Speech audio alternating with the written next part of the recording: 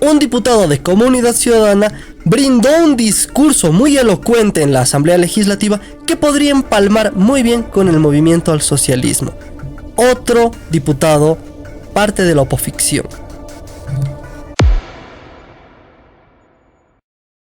Gracias, presidente.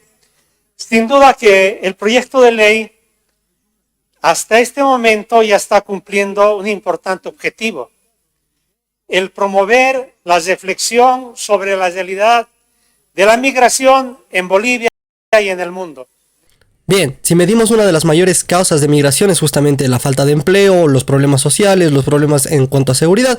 ¿Y dónde creen que se generan la mayor parte de veces esos problemas? Justamente en países que aplican políticas colectivistas, políticas socialistas, políticas en pro de los pobres, como Venezuela, Nicaragua, Cuba, Bolivia y un largo etcétera detrás de eso. Y esto está dando lugar a que se conozcan pensamientos y sentimientos que a veces parecen presentarse como igualitarios, como democráticos, como justos, pero que en buena parte de los casos me hacen recuerdo a las propuestas de la ultraderecha alemana, que poco menos que quiere matar a los migrantes que han llegado a ese país. Hay uno negro, ¿eh? ¡Hay tres negros! Quiero creer en las buenas intenciones del diputado y quiero creer que no se refería al Partido Nacional Socialista Obrero Alemán del señor del bigote, sino que se refiere más a Alternativa por Alemania, un partido de ultraderecha que en efecto quiere expulsar a todos los migrantes de Alemania. ¿Pero por qué quiere hacer eso? ¿Se han puesto a pensar en por qué están empezando a expulsar a la mayor parte de los migrantes de los países europeos? Porque no solamente es Alemania. Estamos hablando de que son todos los países de Europa. Sí, justamente es porque han creado una debacle económico, porque a esas personas se les pagaba de impuestos y además eran personas que no aportaban, y justamente eso ha creado un montón de distorsiones dentro del mercado alemán. Pero no solamente eso, sino que en países como Alemania justamente e Inglaterra, los musulmanes, por ejemplo, han empezado a imponer la ley de Sharia en contra de los mismos alemanes que ya habitaban esas tierras.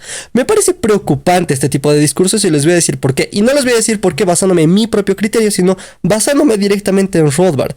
Lo que decía Rothbard en su escrito acerca de las migraciones y de la libre migración es que una persona que migra tiene que adaptarse necesariamente al lugar al que se está mudando, al lugar que se está trasladando, porque justamente lo que ha hecho que evite o que salga de su país es la cultura y son las problemáticas. O sea, no puedes llevar contigo la cultura y las problemáticas que te han llevado a ese punto, ¿no? No tiene sentido, ¿no? No vas a recrear lo mal que estaba tu país en otro país.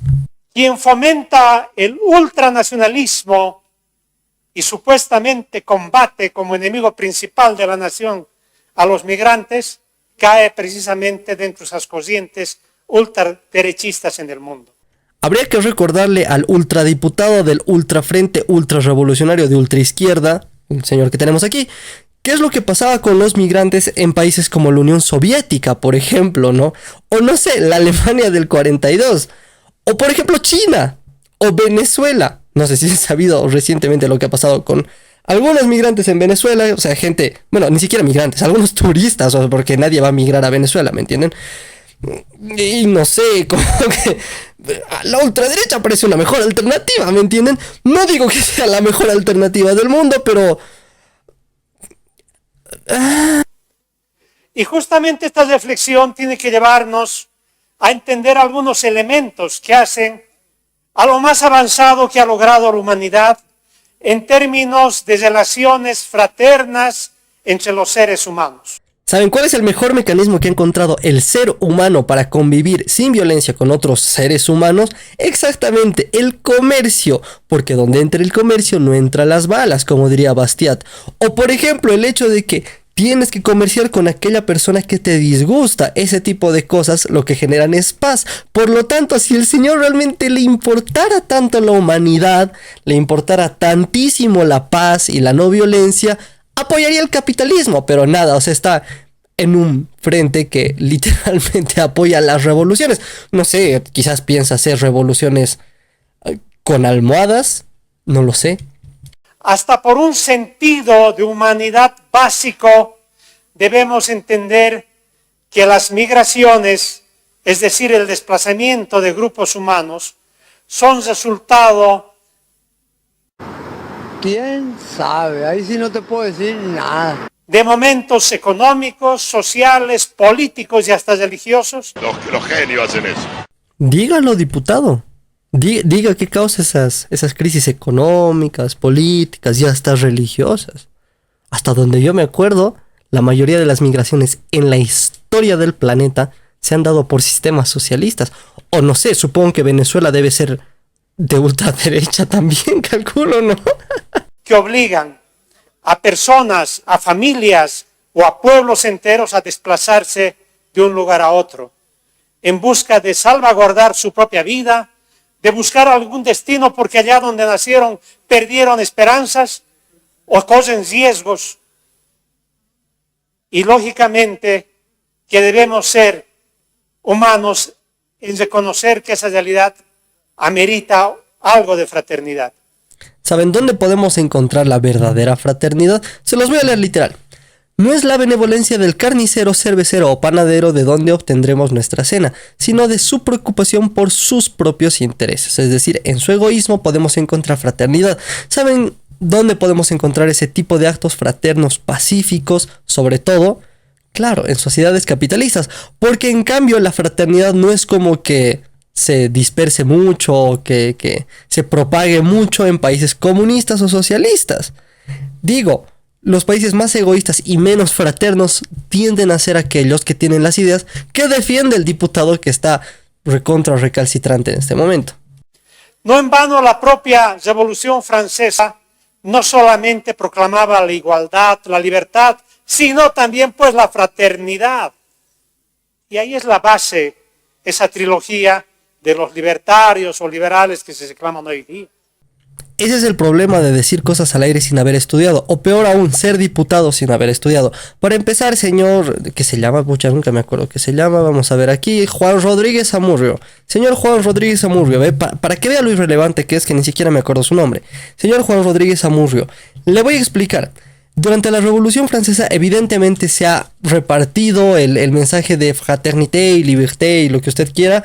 ¿Y saben qué ha terminado eso? Bueno, ha terminado en guillotina. O sea, los jacobinos lo que han hecho después del sistema que justamente se parece muchísimo al sistema socialista, en realidad más cercano al socialismo, porque no solamente no respetaban ni la liberté ni la fraternité que usted está defendiendo en este momento, sino que odiaban a todo aquel que pensase diferente, porque además iban en contra de la monarquía, que por cierto en ese momento era el Estado representativo. Era el Estado, además, era el Estado que mejor funcionaba en ese momento. Pero vamos a dejarlo de lado, ¿ok? Estos tipos que eran revolucionarios, que no eran precisamente los más respetuosos ni de la vida, ni de la libertad, ni la propiedad privada, no tienen absolutamente nada que ver con lo que hoy defendemos los libertarios. ¿Por qué? Porque lo que hoy defendemos los libertarios tiene más que ver con la escuela austríaca que con el liberalismo clásico francés. El liberalismo clásico francés prácticamente tiene muy pocas conexiones con el libertarianismo, por un lado, porque usted no ha dicho liberales, ha dicho libertarios, que no es nada parecido, pero en nadita. El primer exponente del libertarianismo, que es muy diferente al liberalismo clásico o al liberalismo francés, es Murray, bueno, no, ni siquiera, es Mises, en todo caso, en 1926-25, si no me equivoco.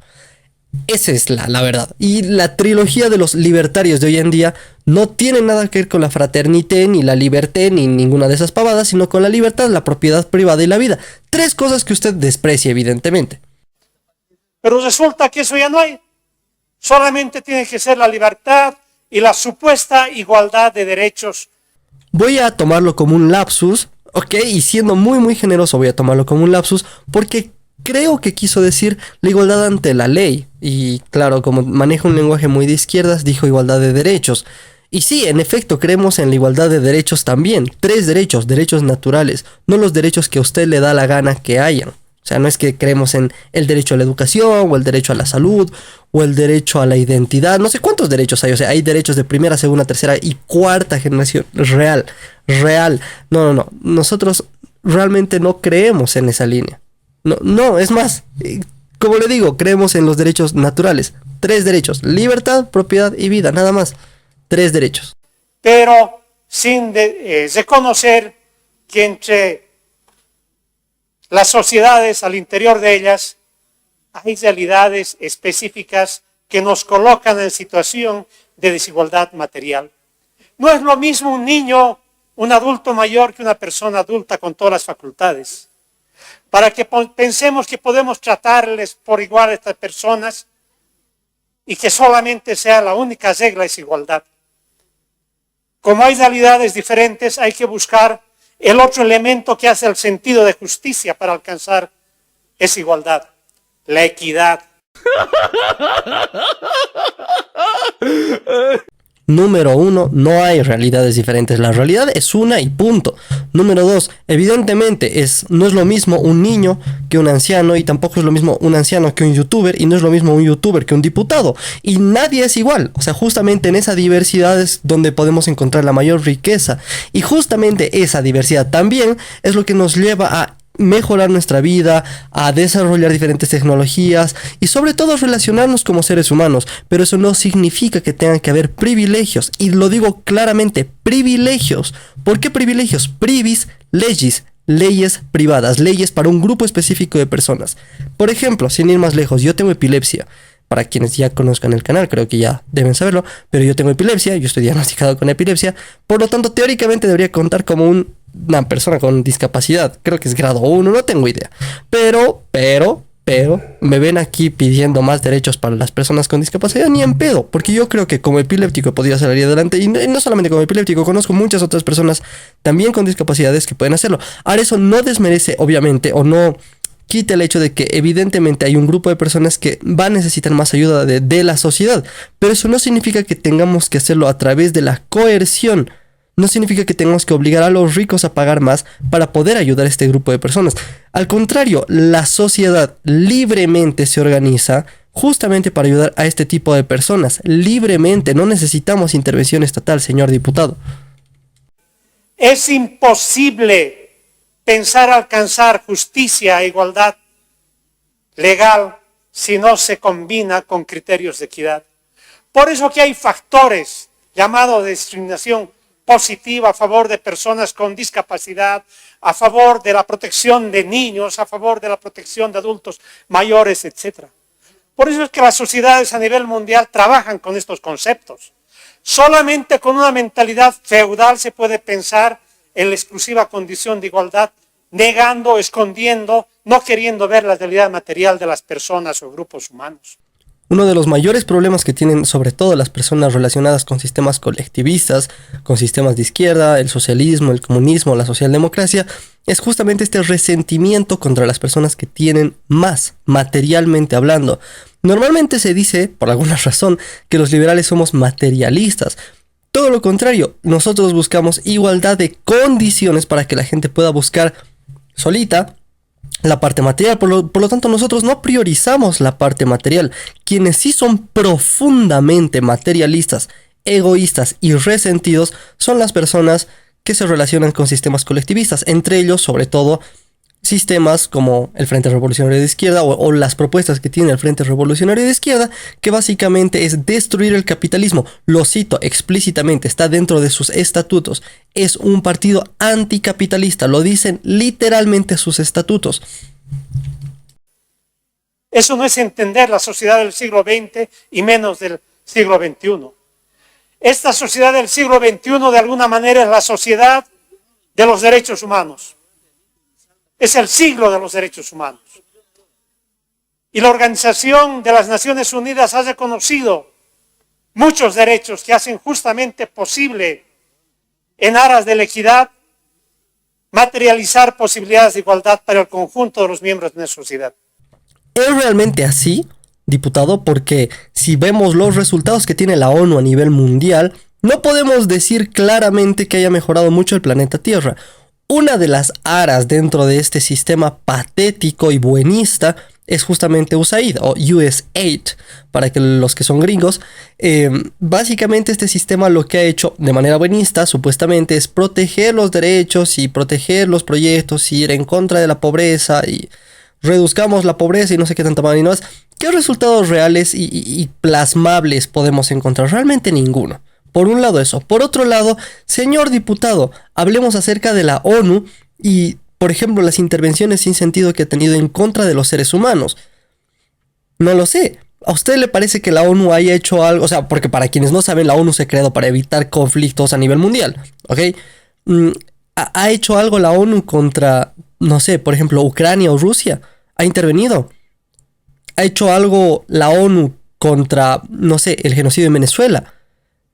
¿Contra los conflictos en Nicaragua? ¿Contra la hambre en Cuba? Creo que no. Es más, la UNESCO, que también de alguna forma está conectada con la ONU, ¿qué es lo que dice sobre Cuba, señor diputado? Que en Cuba se vive genial. Es más, ¿no son acaso estas mismas organizaciones gubernamentales de nada? O sea, que literalmente promueven un gobierno único y mundial. Las mismas organizaciones que de alguna forma representan al movimiento al socialismo en tribunales internacionales, a nivel de discurso. ¿No es acaso estas organizaciones quienes protegen al movimiento al socialismo y dicen que en Bolivia vivimos en democracia? Ahora, quizás usted, señor diputado, que tiene más o menos una línea masista, vivimos en una democracia, pero le cuento que no vivimos en una democracia. Ahora, a los izquierdistas les pinta calificar lo que a ellos les beneficia como democracia. Pero un país donde te desaparecen por pensar diferente no es democracia. Y ¿saben qué? No pasa así en todos los lugares del mundo. Evidentemente es progresivo, es como este cuento del sapo, ¿ubican? Que es la única forma de cocinar un sapo es calentando el fuego muy, muy, muy lentamente. Así el sapo no se da cuenta de que se está quemando, ¿ok? Básicamente funciona así. Porque además luego el sapo, si no se tensa, se da cuenta de que está siendo cocinado. La única forma de cocinarlo es hacerlo lentamente. Lo que está pasando en Chile, por ejemplo. Porque curiosamente, señor diputado, todos los sistemas que han partido de manera buenista, sobre todo con un sistema socialista, han terminado no solamente muy mal a nivel de derechos humanos. Un gran ejemplo de esos es Cuba, con las UMAP, a no ser que usted defienda las UMAP, o los gulags en la Unión Soviética, o el muro de Berlín, que gracias a Dios ya se ha caído. No lo sé, señor diputado, quizás debería revisar sus principios. Consiguientemente, el reconocimiento de la condición de migrantes y el respeto que le deben tener las sociedades y los estados a estas personas es una condición indispensable en las relaciones entre naciones y de estas con los diferentes habitantes originarios y los transitoriamente visitantes o definitivamente nuevos estantes de esos estados. Entonces se trata en consecuencia de ser absolutamente leales a los tratados internacionales sobre derechos humanos. Si usted quiere ser leal a los tratados de derechos humanos, es libre de hacerlo, pero no me joda a mí. ¿Por qué usted tiene que obligarme a mí a aceptar un tratado con el que además no estoy solamente filosóficamente en desacuerdo, sino que es un tratado que va en contra de las libertades de los seres humanos, que coactivamente lo único que hace es extraerle el dinero a las personas y a los seres humanos de un país que habitan? Pero lo curioso es con el propósito con el que se hace. Porque todas estas agendas que defiende justamente, por ejemplo, la Organización de las Naciones Unidas, promueven un mayor Estado. ¿Y a qué me refiero con un mayor Estado? Por ejemplo, mayor gasto público. ¿Usted de dónde cree que sale el gasto público? ¿De dónde cree que salen, por ejemplo, los recursos para poder pagar esos programas que usted tanto está defendiendo en este discurso? Del aire. Flotan. ¿O qué cree que las buenas intenciones, o sea, cuando uno tiene buenas intenciones, mágicamente empiezan a chorrear dólares? No, pues no, señor diputado, no funciona así. La realidad es totalmente distinta. La realidad es que al niño pobre de Oruro se le quita la comida de la boca para pagarle a personas como usted. Sea coherente, pues done su sueldo, por ejemplo. Y esta es la otra parte que tal vez no se quiere reconocer. Se habla frecuentemente de que debemos buscar mejores condiciones para el país, basándonos únicamente en disposiciones nacionales. De ahí viene el ultranacionalismo, desconociendo que hay obligaciones internacionales, fruto de tratados que han resultado de grandes catástrofes que afectaron a la humanidad. Se puede hacer creer que la OIT es un invento de los trabajadores sindicalizados del mundo. Falso. Es el resultado del Tratado de Versalles a la finalización de la Primera Guerra Mundial. Y ahí los estados, casi todos ellos del sistema capitalista mundial, establecieron mediante ese Tratado de Versalles el surgimiento de la Organización Internacional del Trabajo.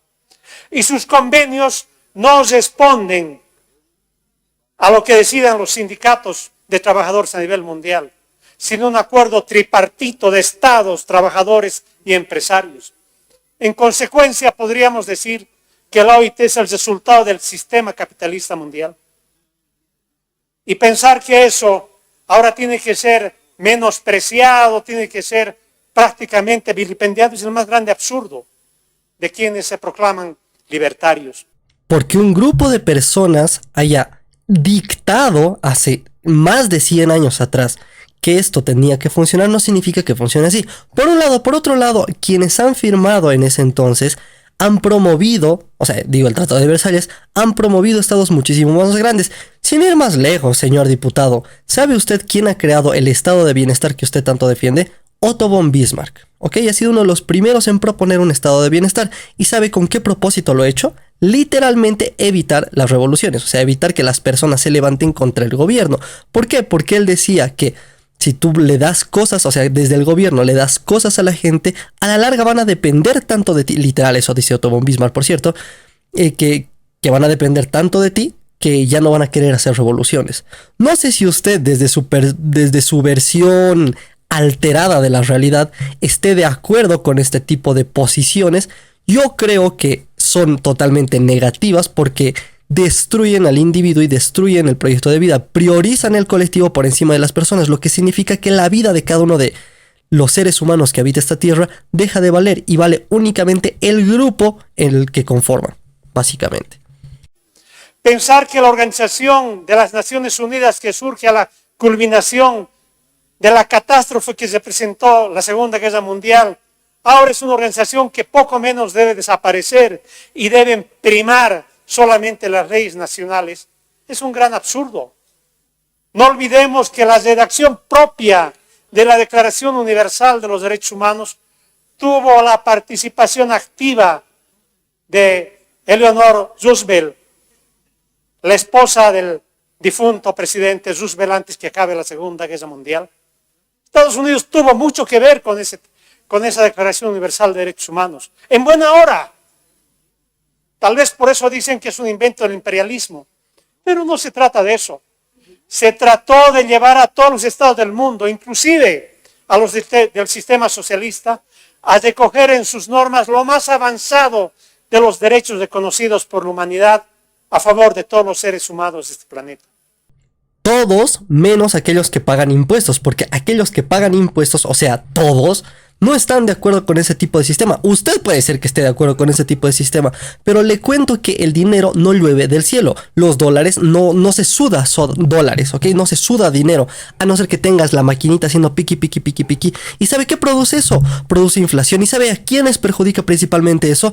Exactamente a las personas de los estratos más bajos. Por lo tanto, en efecto, el sistema que usted propone ha generado una igualdad a nivel mundial, una igualdad en la pobreza.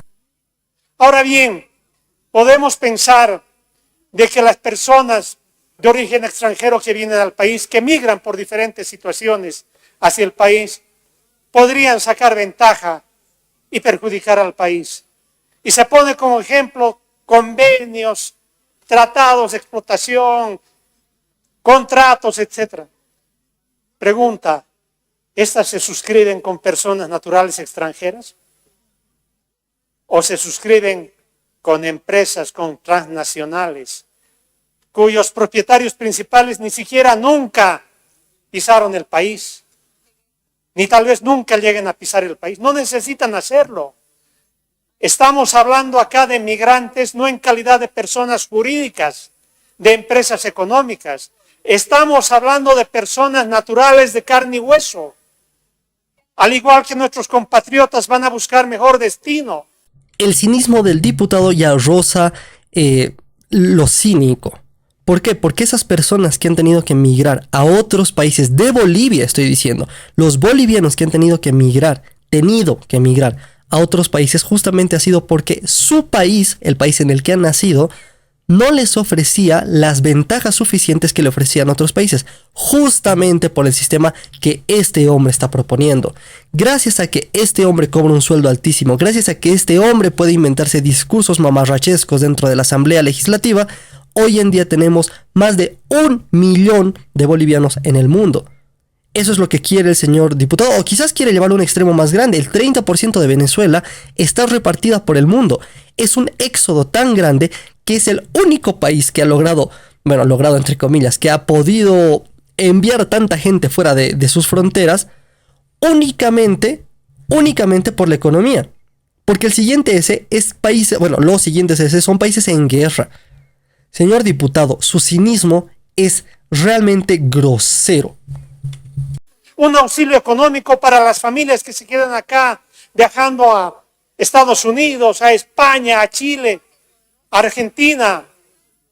Y cómo no quisiéramos que tengan el trato que se merecen como seres humanos. Evidentemente, este proyecto de ley, al reconocer o establecer un día dedicado al migrante, es más simbólico, pero no es inútil.